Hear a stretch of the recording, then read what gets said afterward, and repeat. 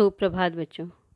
आज हम लोग कक्षा 10वीं के पाठ 9 देखने जा रहे हैं बच्चों। पाठ का नाम है जब तक जिंदा रहूं लिखता रहूं। इसके कवि हैं श्री विश्वनाथ प्रसाद तिवारी जी। थोड़ा परिचय देख लीजिए। तिवारी जी का जन्म 1941 देवरिया उत्तर प्रदेश में हुआ था। विश्वनाथ तिवारी जी हिंदी जगत के जाने माने कवि मतलब प्रसिद्ध कवि, आलोचक एवं संपादक हैं। आप देश काल और वातावरण के प्रति सजग और संवेदनशील रचनाकार हैं।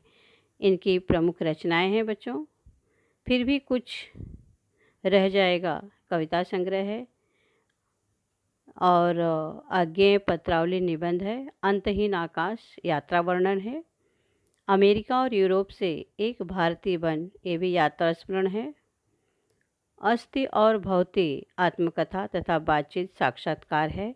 यहाँ पे आप देख लीजिए उनके अस्थि और भौति ये उनके बुक जो हैं, इनके निबंध संकलन तिवारी जी के। अब बच्चों इनके इस पद में क्या दिया है थोड़े में सारांश हम लोग देख लेते हैं।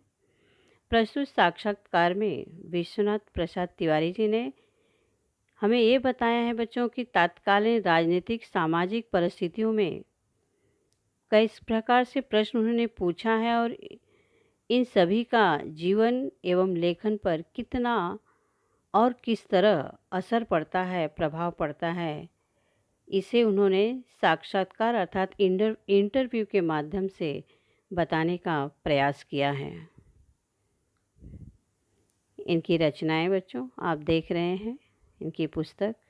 अब पाठ का प्रारंभ करते हैं।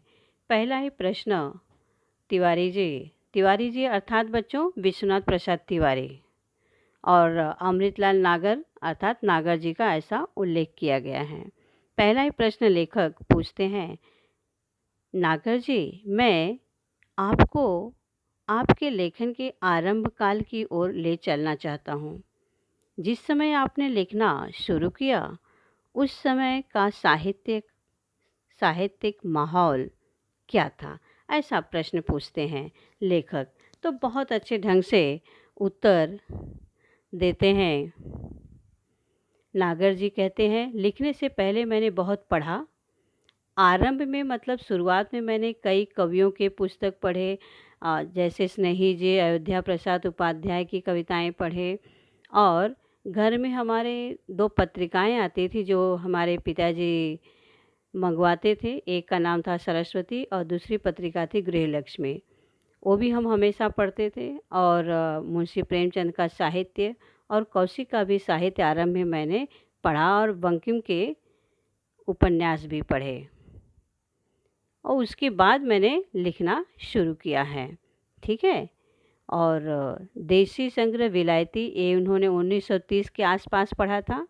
उपन्यासों में बंकिम के उपन्यास उन्होंने सन 1930 में ही पढ़ डाले थे बच्चों। आनंद मठ, देवी चौधरानी और एक राजस्थानी थीम पर लिखा हुआ उपन्यास उसी समय उन्होंने पढ़ा था। बहुत अच्छे से नागर जी ने उत्तर दिया कि तुम्हारे जब आप साहित्य लिखना प्रारंभ किए तो साहित्यिक माहौल क्या था, अभी आपने जान लिया बच्चों। अब अगला प्रश्न लेखक पूछते हैं नागर जी से, किन लोगों से प्रेरित होकर आपने लिखना शुरू किया और क्या आदर्श थे आपके सामने। अब उसका जवाब वो बहुत ही अच्छे ढंग से देते हैं। नागर जी कहते हैं, नहीं कोई आदर्श नहीं, केवल आनंद था पढ़ने का। सबसे पहले कविता फूटी साइमन कमीशन के बहिष्कार के समय 1928 से 1929 में लाठीचार्ज हुआ था। इस अनुभव से ही पहली कविता फूटी, कब लोग कहो लाठी खाए। इसे ही कवि लेखन का आरंभ मानिए, अर्थात तभी उस समय परिस्थिति ऐसी थी कि देख करके मैंने जो लेख किया उसी समय से मेरा प्रारंभ हुआ है। नागर जी हैं बच्चों। अब आगे चलते हैं। ये दूसरी कविता का मतलब प्रश्न का भी जवाब उन्होंने बहुत अच्छे से ढंग दिया है। यहाँ पे आप देख रहे हैं साइमन गो बैक। अगला प्रश्न है बच्चों, या और अगला, आपने आपके लेखन में गरीबों के प्रति जो करुणा है वह किससे प्रभावित है? ऐसा प्रश्न पूछते हैं। तो इसका जवाब लेखक किस ढंग से देते हैं? नागर जी लेखक का जवाब, वे कहते हैं कि वह तो अपने समाज से ही उभरी थी। मेरी पहली कहानी प्रायश्चित इसका प्रमाण है। मतलब लेखक की नागर की पहली कहानी का नाम क्या था बच्चों? प्रायश्चित। हमारे सामाजिक पारिवारिक संस्कार भी थे। मेरे पिताजी में एक अद्भुत गुण था, वे किसी के दुख दर्द में तुरंत पहुंचते थे। कौन सा उनमें गुण था बच्चों? तो किसी के दुख सुख में वो तुरंत वहाँ पर पहुँचते थे, नागर के पिताजी। इसने मुझे बहुत प्रभावित किया। अब तिवारी जी अगला प्रश्न पूछते हैं। उस समय तो क्रांतिकारी आंदोलन भी हो रहे थे, क्या उनका भी आप पर कुछ प्रभाव पड़ा? इसके जवाब में नागर जी कहते हैं, उसी से तो पिताजी ने डांटा और रोका। काकोरी बम कांड हो चुका था। 1921 से आंदोलन तेज हुआ, अर्थात आंदोलन ने गति लिया। अब उसका उत्तर आपने सुन लिया है। अगला प्रश्न है, उस समय जो क्रांतिकारी आंदोलन भी हो रहे थे, क्या उनका भी कुछ असर हुआ आप पर? तो उन्होंने सीधा जवाब दिया कि उस समय ने मुझे, मेरे असर तो हुआ लेकिन मेरे पिताजी ने डांटा और उस आंदोलन में जाने से रोक लिया था। अगला प्रश्न पूछते हैं लेखक तिवारी जी। कहते हैं, क्या सामाजिक आंदोलनों जैसे आर्य समाज का भी उस पर, आप पर कुछ प्रभाव पड़ा? तो इसका जवाब नागर जी देते हुए कहते हैं, आरंभिक असर है थोड़ा ज़रूर। मेरे पिताजी में एक अच्छी बात थी कि उन्होंने मुझे सामाजिक आंदोलन में जाने से कभी नहीं रोका। राजनीतिक आंदोलन में रोका था, परंतु सामाजिक आंदोलन में उन्होंने कभी नहीं रोका। जवाहरलाल नेहरू से मेरी भेंट 1933 में हुई। उनकी माँ मेडिकल कॉलेज में दाखिल थी और उसी समय मेरा छोटा भाई भी वहाँ दाखिल था, अर्थात एडमिट था। नेहरू जी जेल में थे। उनकी माँ के पास दूसरे कोई नहीं आते थे, कश्मीरी लोग ही केवल उनको देखने के लिए आते थे और मैं उनकी माता जी के पास रोज़ जाता था। तो पंडित नेहरू जब जेल से छूटे तो उनसे मेरी भेंट हुई और उनसे बहुत बातचीत भी हुई, ऐसा नागर जी कहते हैं। फिर अगला प्रश्न पूछते हैं तिवारी जी। अच्छा, आप बताइए कि आपका पहला उपन्यास कौन सा था? मतलब जब आपने उपन्यास लिखना आरंभ किया तो आपका पहला उपन्यास कौन सा है? अब इसका उत्तर देते हुए नागर जी कहते हैं, पहला उपन्यास लिखा 1944 में, जो कि महाकाल नाम से छपा और बंगाल से लौटकर इसे मैं लिखा था। कब छपा? 1944 में इन्होंने लिखा, परंतु ये छपा 1946 में बच्चों। ठीक है। अब आगे प्रश्न पूछते हैं, क्या यही अर्थात यही आपका महाकाल उपन्यास बाद में भूख नाम से प्रकाशित हुआ? ऐसा प्रश्न कौन पूछा? तो बच्चों लेखक विश्वनाथ प्रसाद तिवारी जी ने। अब नागर जी क्या जवाब देते हैं? वे कहते हैं, हाँ। उन्होंने क्या उत्तर दिया? हाँ, यही जो महाकाल उपन्यास था वही बाद में भूख नाम से प्रकाशित हुआ। अगला प्रश्न बच्चों, पुराने साहित्यकारों में आप किसे अपना आदर्श मानते हैं? इसका जवाब नागर जी देते हुए कहते हैं, किसे मानते हैं? तो तुलसीदास को तो मुझे तुलसीदास जी को तो मुझे घुट्टी में पिलाया गया है, अर्थात मैंने तुलसीदास जी के बहुत सारे साहित्य का अध्ययन किया है। बाबा शाम को प्रतिदिन रामचरितमानस मुझे पढ़वा कर सुनते थे और श्लोक ज़बरदस्ती याद करवाते थे। अब अगला प्रश्न पूछते हैं तिवारी जी कि नागर जी, आपने खंजन नयन में सूरदास के चमत्कारों को बहुत विस्तार से वर्णन किया है, क्या इन पर आपका विश्वास है? तो उसका उत्तर देते हुए कहते हैं नागर जी, नेत्रहीनों के चमत्कार हमने बहुत देखे हैं कि आँख न रहते हुए भी वो बहुत से ऐसे कार्य कर जाते हैं कि जो हम आश्चर्य हो जाते हैं। उनकी भविष्यवाणियाँ कभी कभी बहुत सच होती हैं। सूर्य पंचसती के अवसर पर काफ़ी विवाद चला था कि सूर्य जन्मांध, मतलब जन्म से, जन्मांध अर्थात बच्चों जन्म से अंधे थे। सवाल यह है कि देखता कौन है? कितना अच्छा प्रश्न है। तो बच्चों, आँख या मन? आँख माध्यम है, देखने वाला तो मन है, ऐसा उत्तर उन्होंने दिया।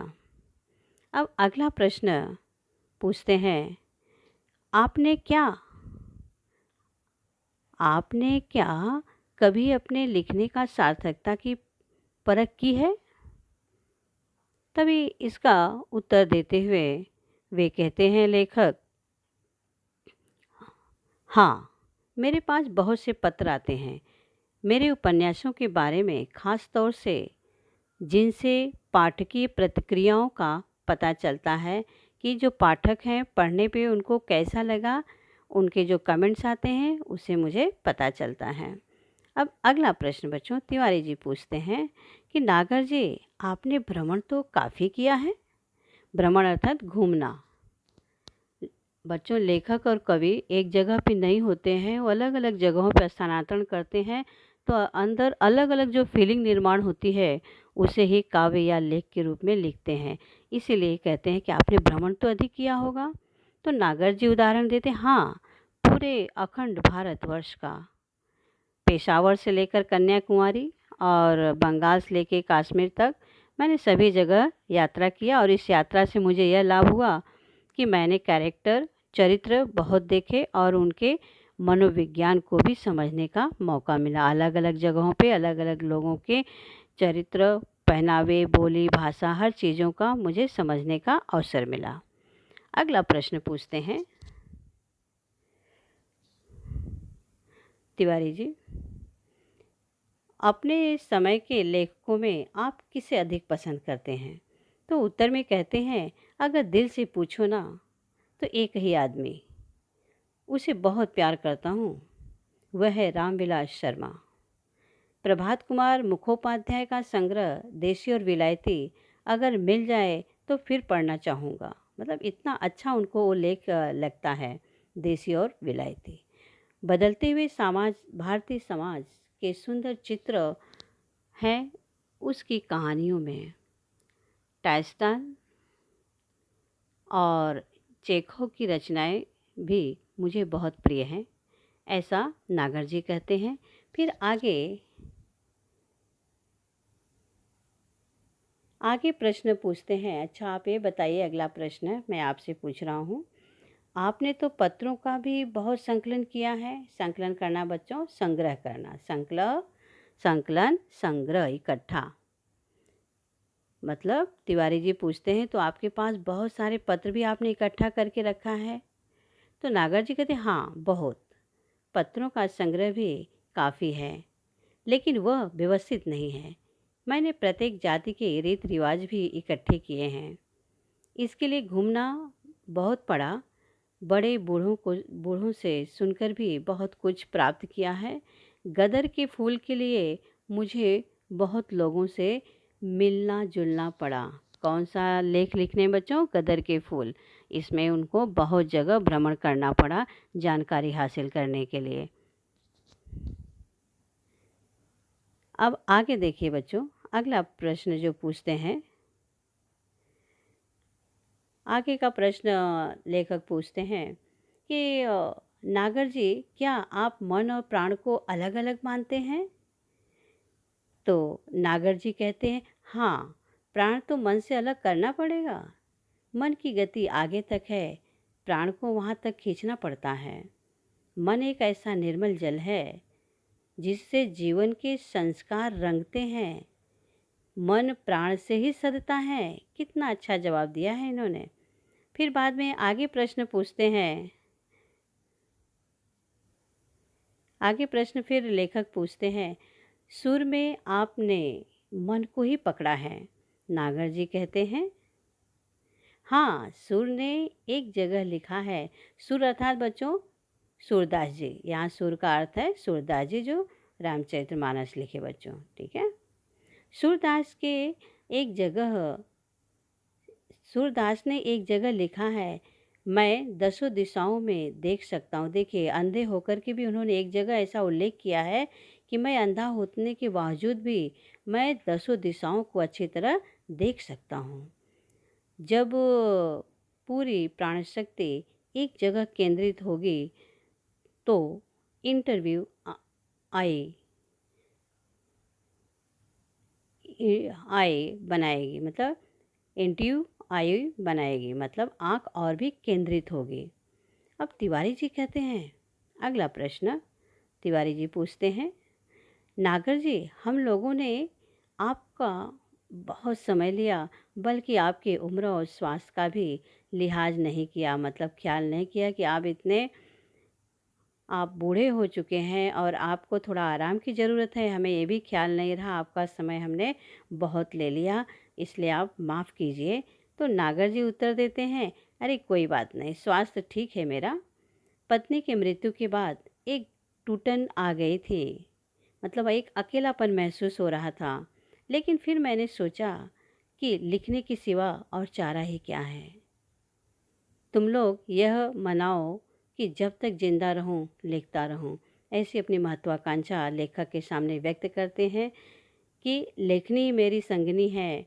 बस आप ऐसे मनाओ, भगवान से दुआ करो कि जब तक मैं जिंदा रहूं तो मैं लिखता ही रहूं। आशा करती हूँ बच्चों आप सभी को यह पाठ बहुत ही अच्छी तरह से समझ में आ गया होगा। धन्यवाद बच्चों।